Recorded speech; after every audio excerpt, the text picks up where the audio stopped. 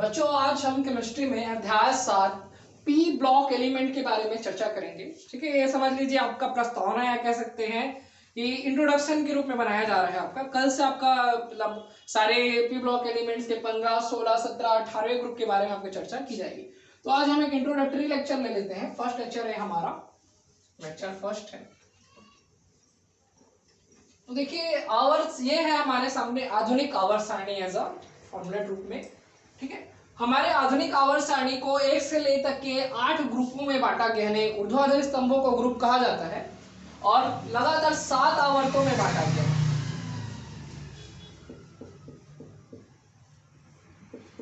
ठीक है, 36 पंक्तियां आपकी आवर्त कहलाती हैं, जिसमें से आपके पूरे आवर्त सारणी को 4 ब्लॉक्स में बांटा गया है, एस, पी, डी और एफ ब्लॉक्स। ठीक है, आपके एस ब्लॉक में फर्स्ट और सेकंड दो प्रकार के समूह आते हैं। ठीक है, जिन्हें हम प्रतिनिधि तत्व कहते हैं। आपके जो एस ब्लॉक है और आपका जो पी ब्लॉक है, ये दोनों मिलकर आपके प्रतिनिधि तत्व कहलाते हैं। ठीक है, आपके जो 18 ग्रुप्स में डिवाइडेड है, 18 ग्रुप्स के बाद इन्हें 4 ब्लॉक्स यानी कि एस, पी, डी और एफ ब्लॉक्स एलिमेंट में क्या किया गया है, डिवाइड किया गया है। आपके एस ब्लॉक के पहले और दूसरे समूह तथा प्रतिनिधि तथा पी ब्लॉक के 13 से लेकर 18वें समूह तक के सारे तत्व प्रतिनिधि तत्व कहलाते हैं। तथा हमारा जो डी ब्लॉक है, डी 3 से 12 तक के, इसको हम संक्रमण तत्व कहते हैं। इंग्लिश में कहा जाता है ट्रांजिशन एलिमेंट। चूंकि ये एस ब्लॉक और पी ब्लॉक के मध्य में स्थित होते हैं, अतः इनमें कुछ गुण पी ब्लॉक के भी होते हैं और कुछ गुण आपके एस ब्लॉक के होते हैं। तो गुणों में विभिन्नताओं के कारण ये इसमें किसको क्या कहा जाता है, संक्रमण तत्व। एफ ब्लॉक एलिमेंट्स में रेडियो एक्टिव एलिमेंट और दुर्लभ मृदा तत्व लैंथेनाइट्स और एक्टिनाइट्स होते हैं, वो आपके आगे वाले चैप्टर्स में हम पढ़ेंगे। हमारा मूल है इस बार आपका पी ब्लॉक एलिमेंट। तो इस प्रकार से मैंने आपको इसमें आधुनिक आवर्त सारणी में ब्लॉक्स डिवाइडेशन और आपके कौन कौन से आपके ब्लॉक्स को क्या कहा जाता है मैंने आपको समझा दिया। ठीक, आज हम कुछ केमिकल गुणों के बारे में समझेंगे कि सभी प्रकार के जो एलिमेंट्स हैं वो कौन कौन से गुणों को प्रदर्शित करते हैं। फिर उसके बाद हम आपके ब्लॉक्स में जाएंगे आगे। ठीक है,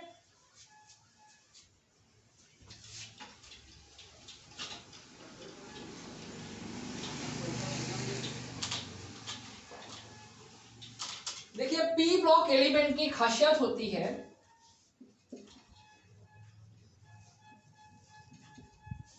पी ब्लॉक का जो सामान्य विन्यास होता है, सामान्य कहने का मतलब इलेक्ट्रॉनिक विन्यास,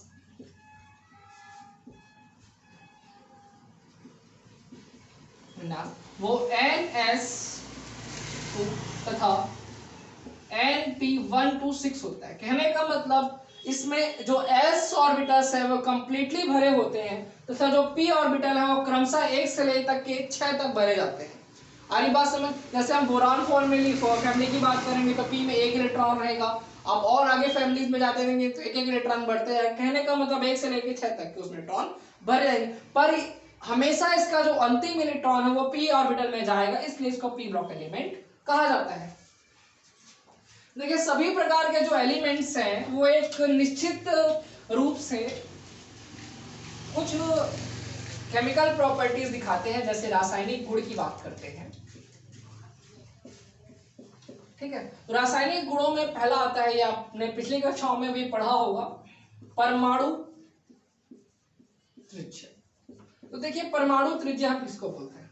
परमाणु त्रिज्या कहने का मतलब होता है किसी भी नाभिक के केंद्र, कहने का मतलब न्यूक्लियस, नाभिक, किसी भी परमाणु के नाभिक तथा उसके अंतिम कोश के बीच की दूरी कहलाती है आपकी परमाणु त्रिज्या। आगे बात समझ में।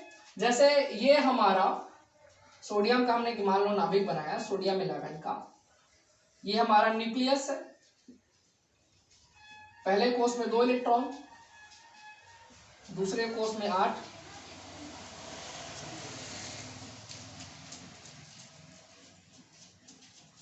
ये तीसरे कोश में 1। ये इसका अंतिम कोश है। तो न्यूक्लियस से लेके आपके अंतिम यानी बाह्यतम कोश के बीच की जो दूरी होगी वो कहलाएगी आपकी परमाणविक त्रिज्या।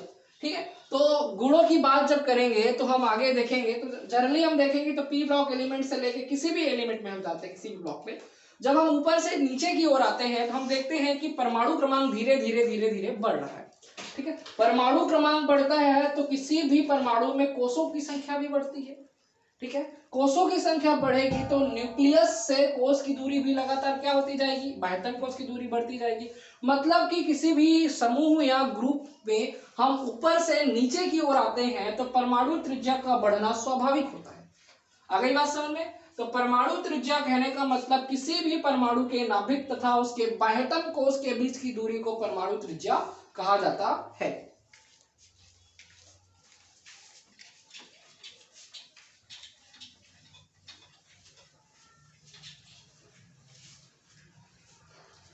देखिए, परमाणु का आकार, वही त्रिज्या की बात करें, परमाणु का आकार डिपेंड करता है आपके परमाणु क्रमांक पर। मींस किसी भी परमाणु का जो आकार है वो परमाणु क्रमांक के आधार पर दिया जाता है। जैसे जैसे आपके परमाणु क्रमांक बढ़ता जाएगा वैसे वैसे परमाणु का आकार भी बढ़ता जाएगा। मींस परमाणु की त्रिज्या भी क्या होती जाएगी, बढ़ती जाएगी। हमारा जो नेक्स्ट टॉपिक है वो है आपका आयनन ऊर्जा। ठीक है, या कह सकते हैं आयनन एंथैल्पी।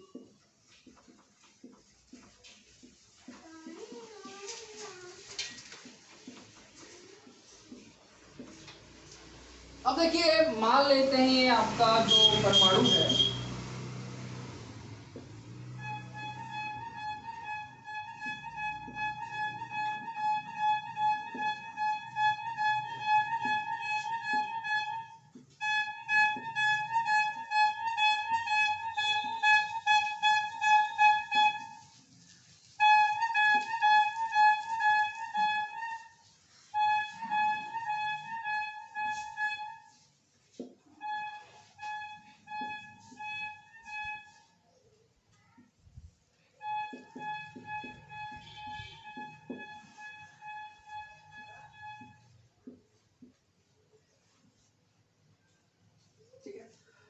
तो देखिए, जैसे हमने माना कि एक परमाणु है तो आयनन ऊर्जा और आयनन एंथैल्पी किसको कहते हैं? तो देखिए, किसी भी परमाणु के अंतिम बाह्यतम कोष से एक इलेक्ट्रॉन निकालने पर जितनी ऊर्जा उसको देनी पड़ती है,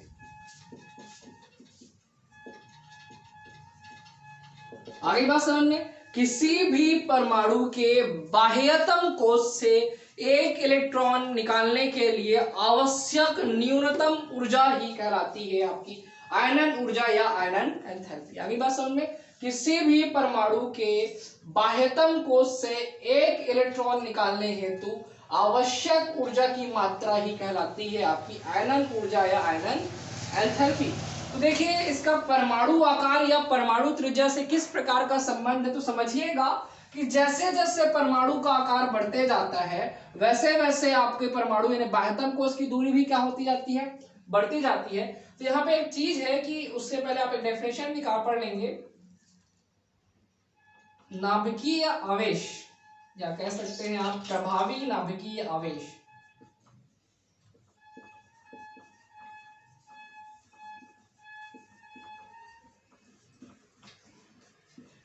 इसको जेफ से प्रदर्शित करते हैं, नाभिकीय आवेश जेड है और इफेक्टिव का है जेड। तो देखिए, प्रभावी नाभिकीय आवेश कहने का मतलब किसी भी परमाणु के बाह्यतम को जो कोश आपका किसी भी परमाणु के नाभिक से क्लोजेस्ट होगा उसमें जो नाभिक का है वो प्रभाव या आवेश अधिक होगा।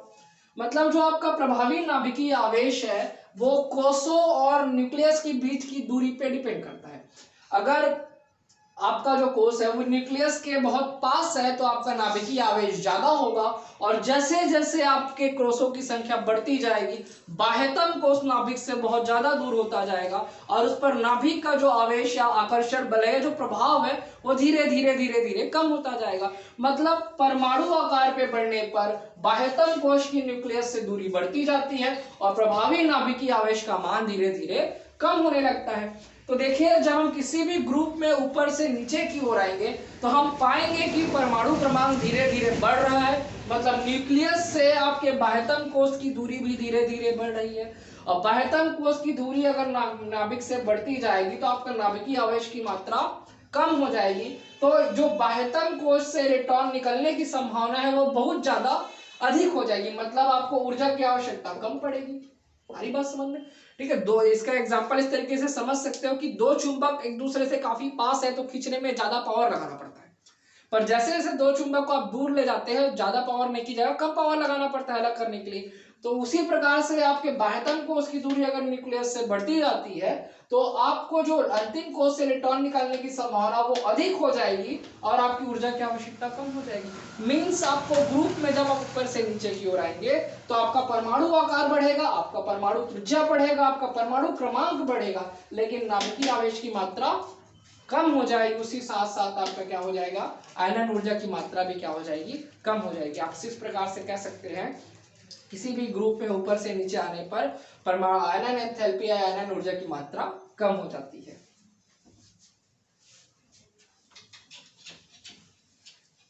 इस सिचुएशन में एक फॉर्मूला जनरेट आप कर सकते हैं, जैसे कि